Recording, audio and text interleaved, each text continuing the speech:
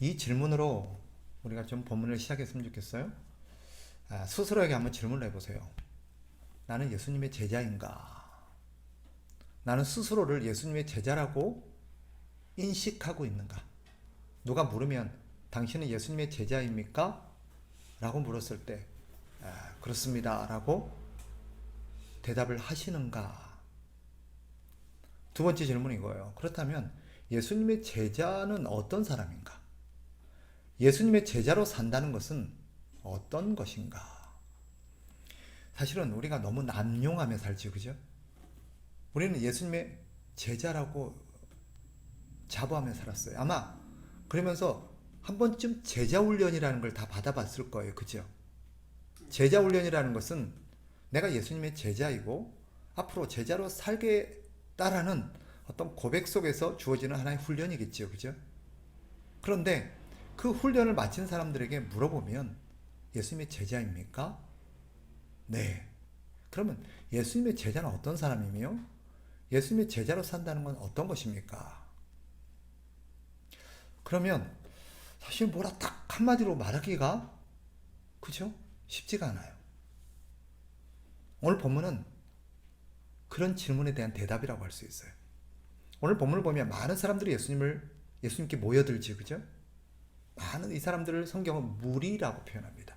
제자라고 표현하지 않아요. 무리들이 그죠? 예수님께 모여들었어요.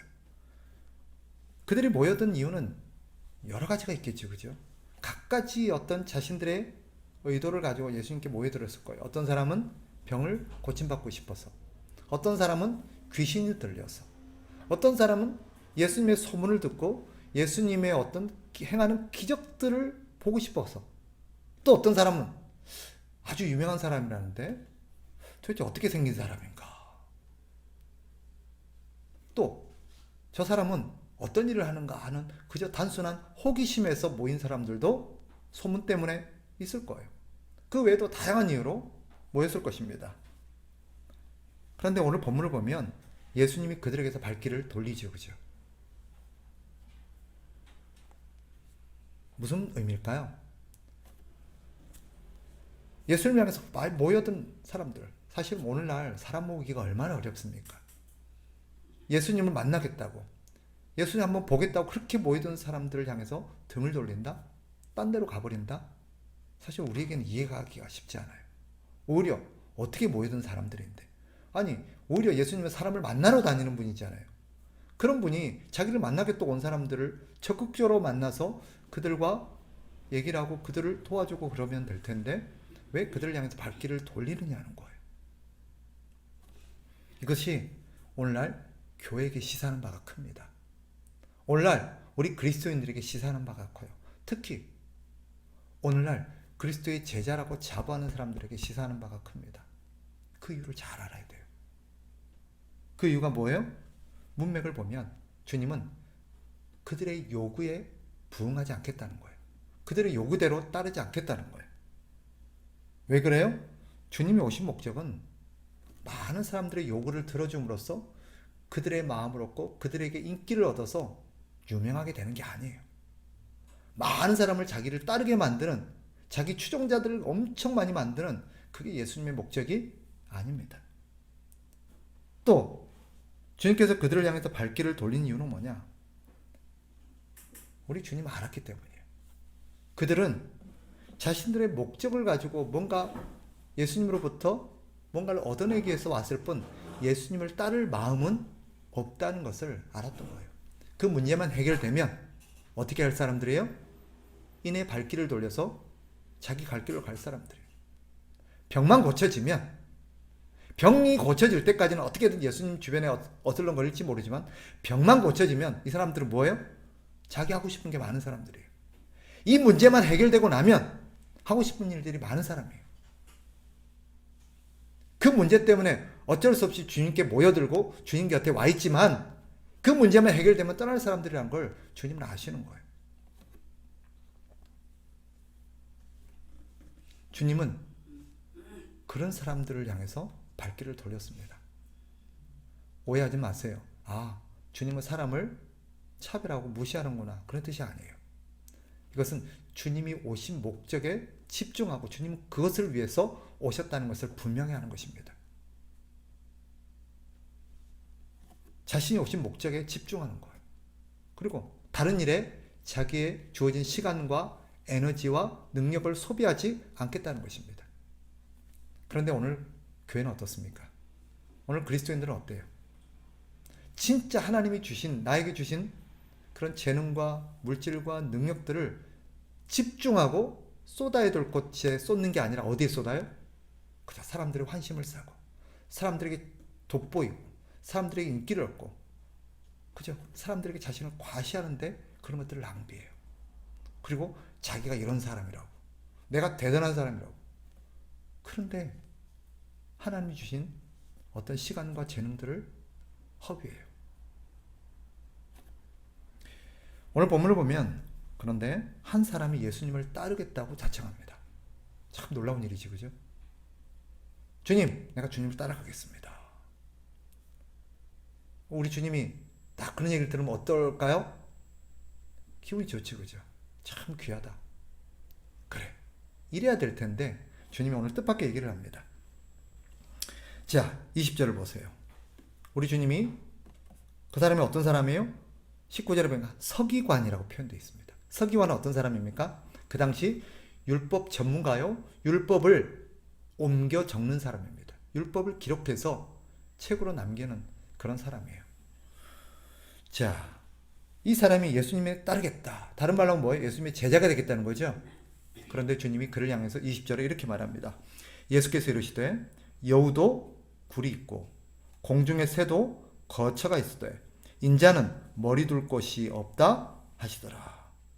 주님은 그 자신을 따르겠다, 자신의 제자가 되겠다고 하는 그 서기관에게 뭐라고 말하냐면 이건 알고 따르라.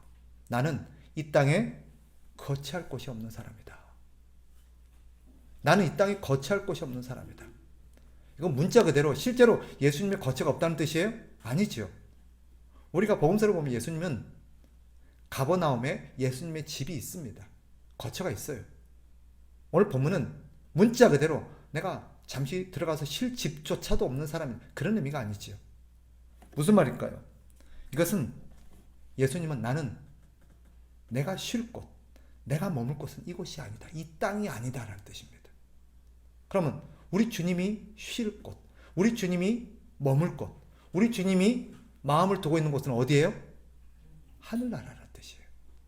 나는 하늘나라에 마음을 두고 하늘나라에 거처를 두고 하늘나라에서 쉴 것을 바라보며 사는 사람이지 이 땅의 것에 마음을 두고 사는 사람이 아니다. 이런 의미입니다. 서기관에게 이런 말을 하는 의도가 뭘까요? 즉 예수님을 믿고 예수님의 제자가 된다는 것은 이 땅의 것을 추구하면서 이 땅에서 편안하게 쉬고 이 땅에서 잘 먹고 잘 살고 이 땅의 것을 추구하는 자가 아니라 하늘나라를 추구하는 자라는 것을 말하는 거예요. 예수님의 제자는 어떤 사람입니까? 그래서 이 땅의 삶을 나그네의 삶으로 이해하는 사람입니다. 그 사람들에게 이 땅은 어떤 의미일까요? 잠시 어떤 주님이 주신 일 때문에 머물다 가는 사람이에요. 그러니까 그 사람의 목적은 이 땅에다가 뭔가를 대단한 걸 짓고 이 땅에다 많은 걸 소유하고 이 땅에서 명성을 얻고 이 땅에서 인기를 누리고 그런데 목적이 있는 사람이 아닌 거예요. 그 사람은 오직 소망이 뭐예요? 내 아버지가 계시는 하나님의 나라로 갈 날을 꿈꾸고 그 나라가 오기를 기다리는 사람이에요. 그때까지 이 땅에서는 뭐 하는 거예요? 우리 주님을 따라서 주님이 걸어가셨던 길을 뒤따르는 사람이에요. 이게 제자입니다. 그렇다면 예수님이 그 서기관이 내가 주님 당신의 제자가 되어서 당신을 따르겠습니다 라고 말했을 때 주님이 서기관에게 이 얘기를 한 의도는 뭐겠어요? 서기관이 잘못된 빗나간 목적과 동기를 가지고 예수님을 따르겠다고 하신 것을 간파한 거예요. 즉 그는 예수님을 따르면 아마도 뭔가 많은 혜택이 있을 거라고 생각했던 것 같아요. 대표적인 기억나세요? 예수님의 제자 중에도 그런 사람도 있었죠. 사실 대부분이 다 그랬죠. 한 번은 예수님의 제자 중에 야고보와 요한이라는 사람이 있었죠. 두 사람은 형제입니다. 아버지가 세베대예요. 세베대의 아들 야고보와 요한이 어머니를 앞세워서 예수님께 청탁을 해요. 예수님, 나중에 예수님이 딱 왕이 되시거든. 우리 아들을 어떻게 해달라? 하나는 오른쪽에, 하나는 왼쪽에, 오른팔 왼팔을 좀 삼아달라. 이 사람들이 예수님을 따르고 있었던 목적이 뭐예요? 아, 예수님을 따르면 뭔가 분명히 이 양반이 왕이 될 상인데 이 양반을 따르면 나중에 한 자리 하겠구나. 이분을 따르게 되면 내가 뭔가 좀 나중에 잘 되겠구나. 아마 많은 사람들이 예수님을 따르고 많은 사람들이 예수님을 왕으로 세우려고 하니까 이 서기관도 예수님의 제자가 되면 나중에 뭔가 권세를 좀 누릴 수 있겠구나라는 생각을 가졌던 것 같아요. 예수님이 그런 의도를 간파하시고 내 제자가 된다는 게 뭔지 아니? 네가 지금 알고 나를 따른다는 거니? 하면서 하시는 말씀이 뭐예요? 인자는 이 땅에 머리 둘 곳이 없다. 내가 추구하는 것은 이 땅이 아니라 하나님의 나라다. 그래도 나를 따르겠니? 라는 뜻입니다. 이 말은 바꿔 말하면 너는 무슨 말이에요? 죽었다 깨어나도 너는 나를 못 따라. 처음에는 따라온다 하다가 곧 어떻게 한다는 거예요? 발길을 돌릴 거라는 거예요. 근데 이 사람은 어떤 사람이에요?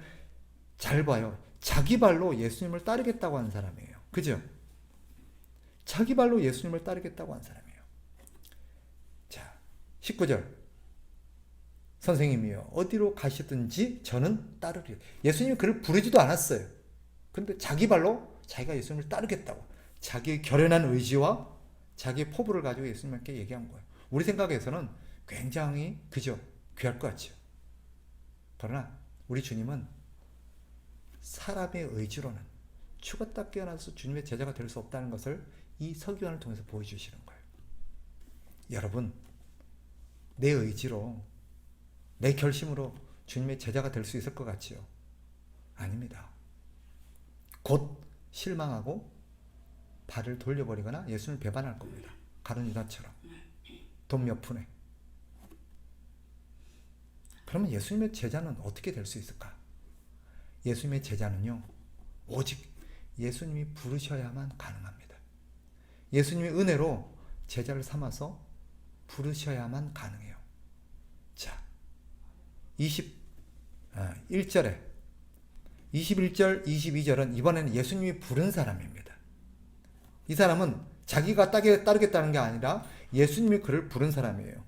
자, 예수님이 그를 부르니까 21절에서 그가 뭐라고 말합니까? 제자 중, 이 사람은 제자예요. 그죠? 제자라고 표현되어 있어요. 제자라는 표현은 뭐예요? 예수님이 그를 선택해서 불렀다라는 뜻입니다. 한 사람이 이르되 주여 내가 먼저 가서 내 아버지를 장사하게 허락하옵소서. 지금 아버지가 어떤 상태에 계신 거예요? 돌아가셨어요. 장례를 지내야 돼요. 주님이 그를 부르셨는데 제자로 삼았는데 장례가 났어요. 그러니까 아들 된 도리로서 주님, 내가 아버지가 돌아가셔서 장례를 지낸 이후에 주님을 따르겠습니다. 그러니까 주님이 뭐라 그래요? 22절. 예수께서 이르시되 죽은 자들이 그들의 죽은 자들을 장사하게 하고 너는 나를 따르라. 이 말을 오해하는 분들이 있습니다. 아, 주님의 제자가 된다는 것은 부모님의 장례식에도 참여하면 안 되는구나. 실제로 어떤 이들은 이 말씀을 근거로 해서 주일날에, 만약에 주일에 부모님이 돌아가시면 주일날만큼은 부모님의 장례식에 갈 게 아니라 어디로 가야 된다? 교회로 가서 예배를 드리고 그 다음 날 가서 장례를 치러야 된다 라고 주장한 사람들도 있었습니다.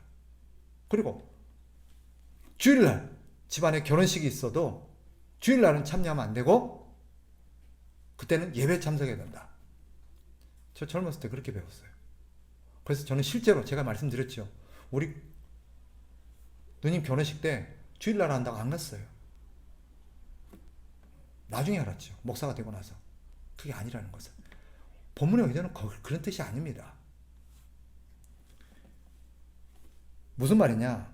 주님의 오더는 예수님이 이 땅에 오신 목적이 무엇인가를 보여주는 거예요. 또 예수님을 따르는 제자들이 예수님과 함께 예수님을 따르는 제자들은 예수님이 어디에다 목적을 두고 사셨는지를 다 깨달아서 예수님의 제자도 예수님처럼 그렇게 무엇을 위해서 힘쓰고 살아야 되는지를 오늘 본문이 보여주는 데 있어요. 문자 그대로 이해하시면 안 돼요. 즉 예수님이 이 땅에 오신 이유가 뭐예요? 영생을 주기, 즉 생명을 주기 위해서 오셨어요. 그죠? 우리 주님이 이 땅에 생명을 주시기 위해 오셨어요. 그러니까 주님을 따르는 제자들도 어떤 삶을 살아야 돼요? 사람들이 생명을 얻도록 돕는, 다른 사람들이 영생을 얻도록 돕는 일을 하며 사는 사람이 예수님의 제자가 되어야 된다라는 것을 말하려는 거예요. 오늘 본문에 죽은 자를 장사한다는 건 뭐예요? 죽은 자를 위한 일이죠.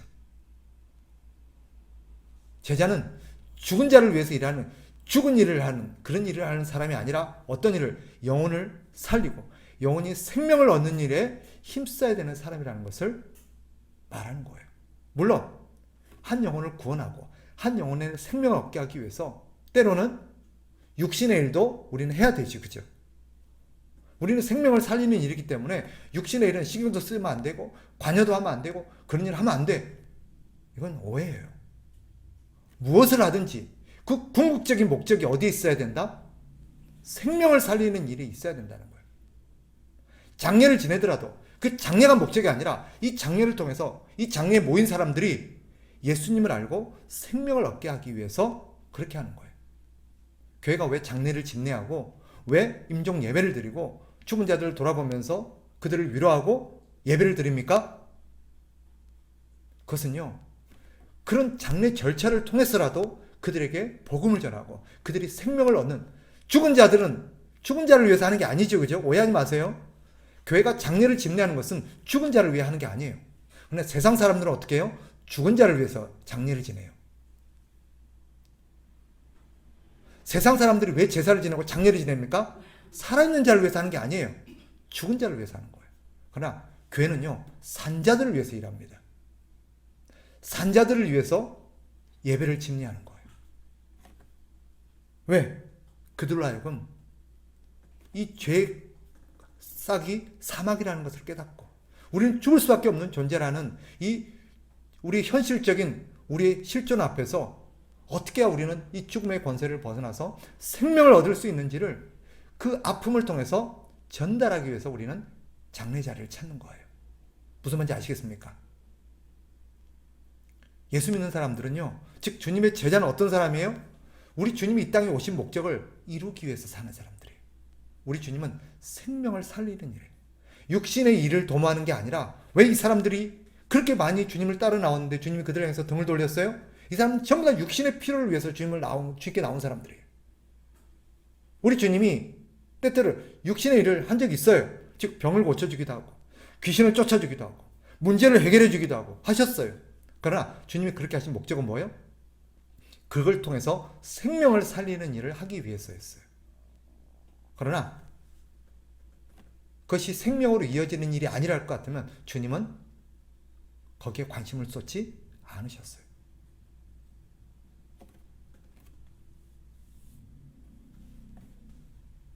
오늘 우리가 힘써야 될 게 그겁니다. 예수님의 제자가 된다는 것은 바로 주님이 이 땅에 오셔서 이루시고자 했던 그 일을 이어받아서 하는 사람이에요. 우리가 사람을 구원할 수는 없어요. 우리가 사람들에게 생명을 줄 수는 없어요. 그러나 어떻게 할 수 있어요? 그들이 예수님을 만나 생명을 얻도록 도와줄 수는 있어요. 우리가 그 일을 하는 사람들이에요. 우리의 시간은 그것을 위해 쓰라고 있는 거예요. 그런데 오늘날 우리는 어떻습니까? 우리의 많은 주어진 하나님께서 하나님의 영광, 예수 그리스도께서 이 땅에 오셔서 생명을 살리고 영생을 주기 위해서 이 땅에 오셔서 살았던 그 삶을 이어받아서 사람들에게 생명을 주는 일을 하라고 우리에게 주신 시간과 재능과 물질과 이런 것들을 다 엉뚱한 데 소진하고 있어요. 자기 자랑하고 자기 욕심을 채우고 사람들에게 잘 보이고 사람들에게 인기를 얻고 사람들에게서 왕이 되려고 그러고 사람들에게서 높임을 받으려고 그러고. 제자는 절대 그런 사람이 되면 안 돼요. 오해하지 마세요. 제자는 뭐 정치도 하면 안 되고 연예인도 하면 안 되고 유명 인사가 되면 안 되고 그런 뜻이 아니죠. 그죠? 그런 거 할 수도 있어요. 필요하다면. 무엇을 위해 필요하다면? 생명을 살리는 일에 필요하다면 기꺼이 연예인도 되고 유명한 스포츠맨도 되고 대통령도 돼야죠. 그러나 그것이 단지 그런 것이 아니라 자기 영광, 자기 뜻을 이루고 인기를 얻기 위해서 하는 것이라면 그런 거 하면 안 돼요. 그런 거 하면 안 됩니다. 무엇이든지. 그래서 바울이 말하죠. 예수님의 제자는 어떤 사람이에요? 먹든지 마시든지 무엇을 하든지 하나님의 영광. 무엇이 하나님을 영광스럽게 합니까? 생명을 살릴 때 하나님의 영광을 받으십니다. 자, 그런데 우리의 문제는 뭐예요? 이렇게 주님이 제자가 되어서 생명을 살리는 일에 오롯이 우리의 인생을 드린다는 것이 쉽지가 않아요. 아까 말씀드렸죠. 그렇게 살기 싫은 사람 있어요, 여기? 없어요. 우리는 다 주님의 제자로서 그렇게 살아야겠다는 마음이 있어요, 그죠? 근데 될까요? 안 돼요. 자기 의지로는 어려워요.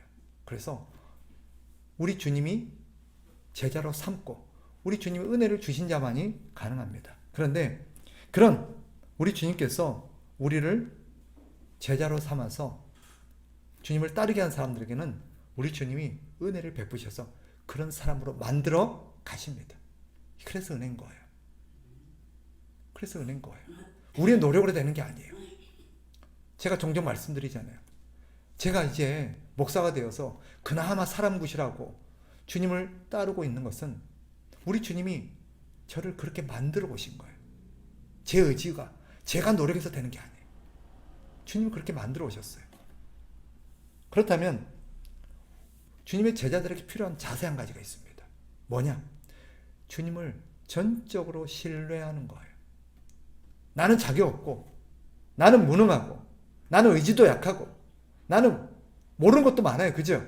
그런데 주님이 나를 제자로 부르셨으니 주님이 나를 제자로 만들어 가셔서 주님이 원하는 삶을 살게 하실 거라는 믿음을 갖고 있어야 돼요.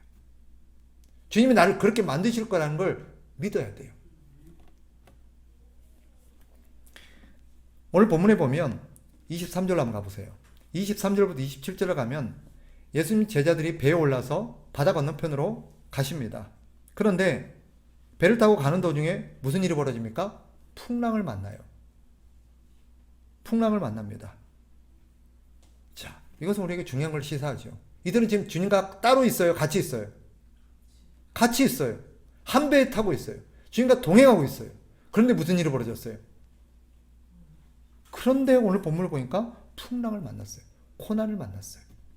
이건 우리에게 중요한 걸 시사합니다. 주님과 함께 동행하는 삶에도 무엇이 있을 수 있다? 고난은 있을 수 있어요. 환난의 바람은 불 수 있습니다. 그래서 베드로가 뭐라고 말합니까? 사랑하는 자들아, 너희를 연단하려고 오는 불시험을 이상한 일을 당하는 것 같이 이상히 여기지 말고 오히려 너희가 그리스도의 고난에 참여하는 것으로 즐거워하라. 이는 그의 영광을 나타내실 때에 너희로 즐거워하고 기뻐하게 하려 함이라. 이들이 지금 제자들이 예수님과 함께 배를 타고 가는데 환난과 풍랑을 만났어요. 뭐 때문이에요? 주님과 함께 있기 때문이에요. 주님과 동행하고 있기 때문에 만난 거예요. 만약에 이들이 예수님이 탄 배에 함께 타지 않았다면, 주님과 동행하지 않았다면 그 풍랑을 만났겠어요? 안 만났죠. 이들이 지금 풍랑을 만난 건 뭐 때문이에요?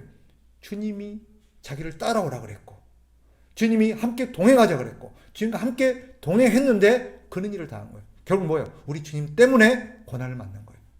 이것은 뭐예요? 우리 주님의 고난에 동참하는 거예요. 우리 주님과 함께 고난을 받는 거예요. 베드로는 뭐라 그래요? 오히려 기뻐하라. 기뻐하라. 왜 기뻐할까요? 이걸 통해서 하나님께서 우리를 연단하신대요. 훈련하신대요. 오늘 본문이 딱 그 사건이에요. 잘 봐요. 자, 이들이 이 사실을 깨닫지를 못했어요. 그러니까 어때요?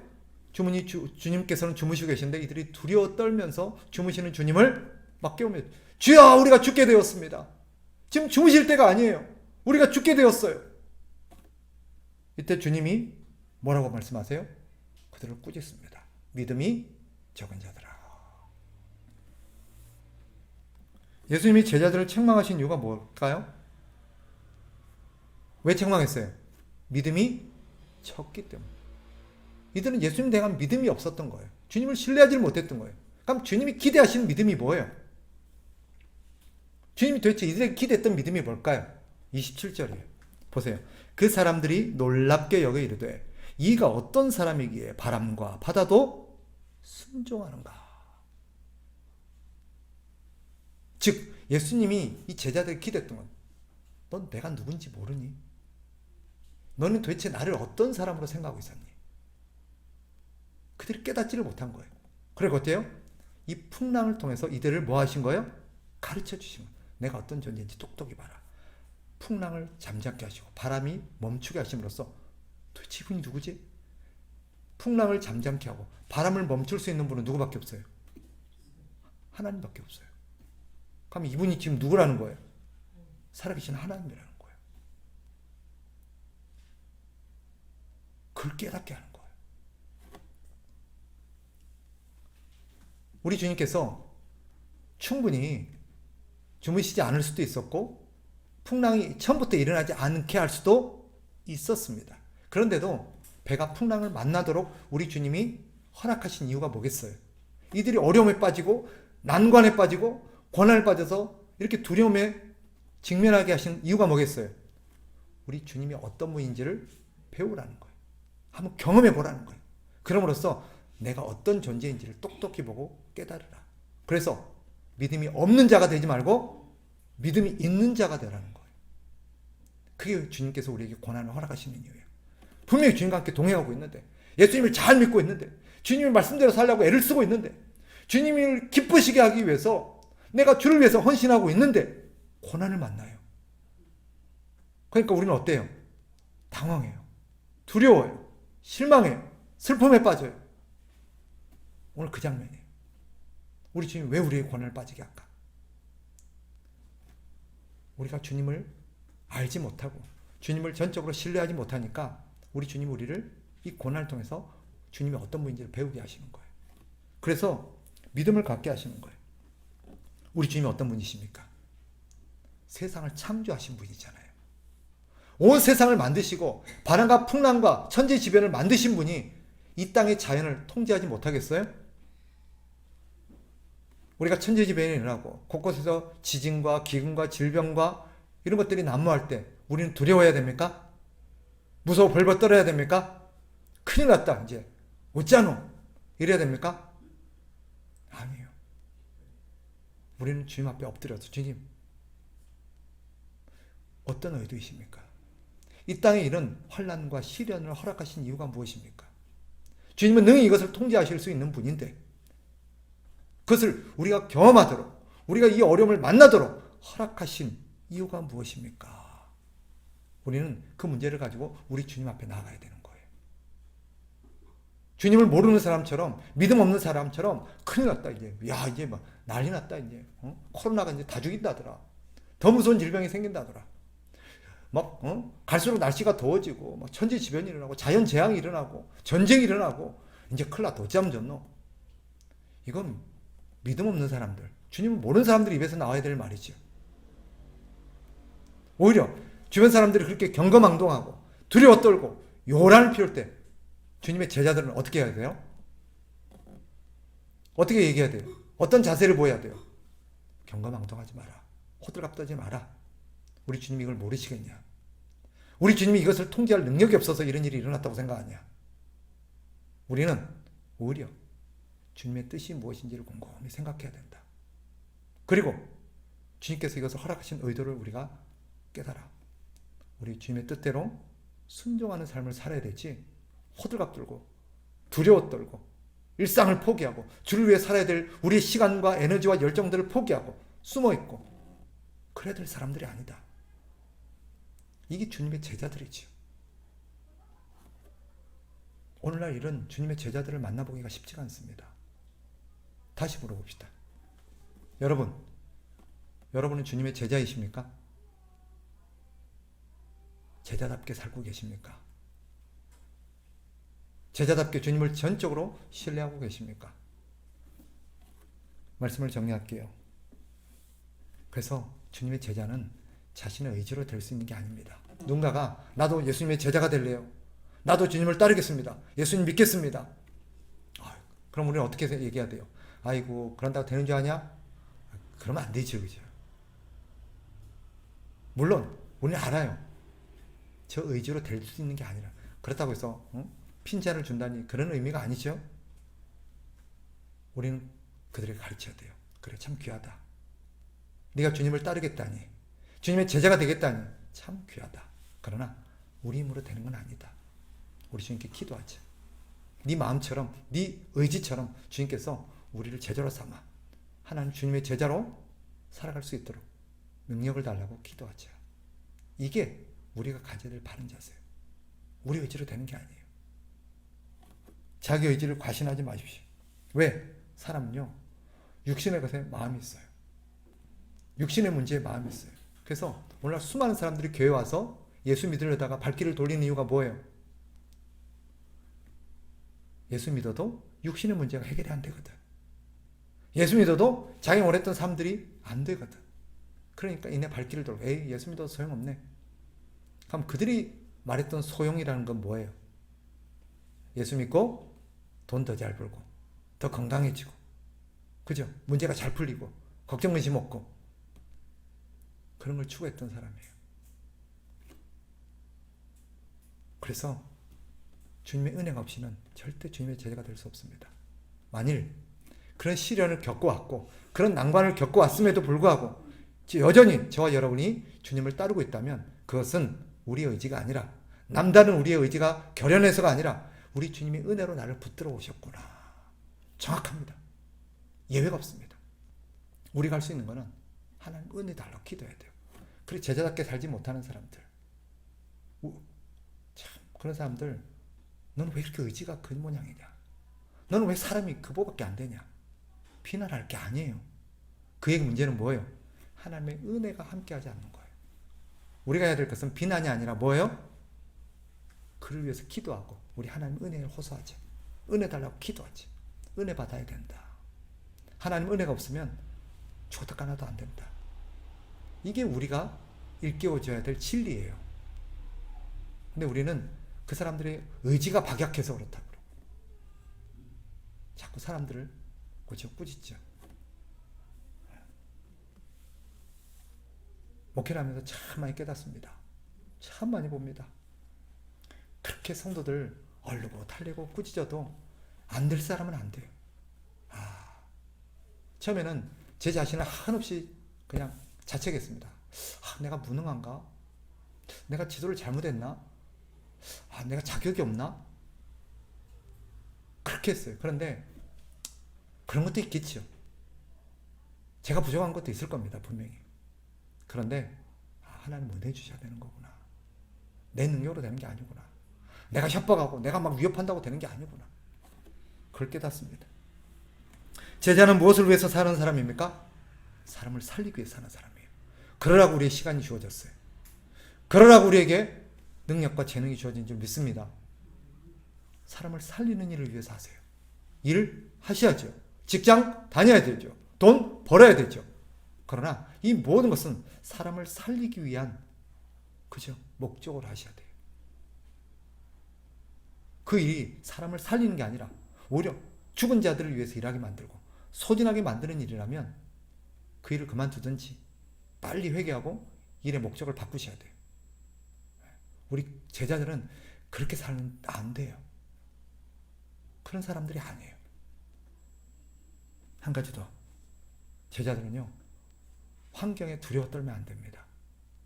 우리가 믿는 주님이 어떤 분이에요? 세상을 창조하신 분이에요. 우리 주님이 모르시는 게 없어요. 우리 주님이 실수하지 않아요. 우리에게 일어난 모든 일은 우리 주님의 손 안에서 뭔가 주님께서 우리에게 필요했어서 허락하셔서 일어난 거예요. 그게 고난이랄지라도. 그리고 주님은 이 고난을 통해서 나를 다듬어 가십니다. 그래서 주님을 전적으로 신뢰하는 믿음이 필요해요. 네. 그래서 우리 주님 믿습니다. 이 고통스럽고 힘든 문제가 있지만 이 문제를 통해서 주님이 나를 더 나은 사람으로 만들어 가시려고 하는 거 제가 믿습니다. 잘 견디게 해주십시오. 이게 제자의 기도인 줄 믿습니다. 예. 맨날 주님 나한테 왜 그래요? 나한테 왜 그래요? 아 주님 너무하네요. 이러면 안 되죠. 아, 내가 좀 잘 살아보려고 그러는데. 이건 제자의 기도가 아니에요. 주님을 신뢰하는 사람의 기도가 아니죠. 제자다운 기도를 하시고 제자다운 믿음을 가지고 주님을 끝까지 신뢰하는 저와 여러분 되시기를 주의 이름으로 축복합니다.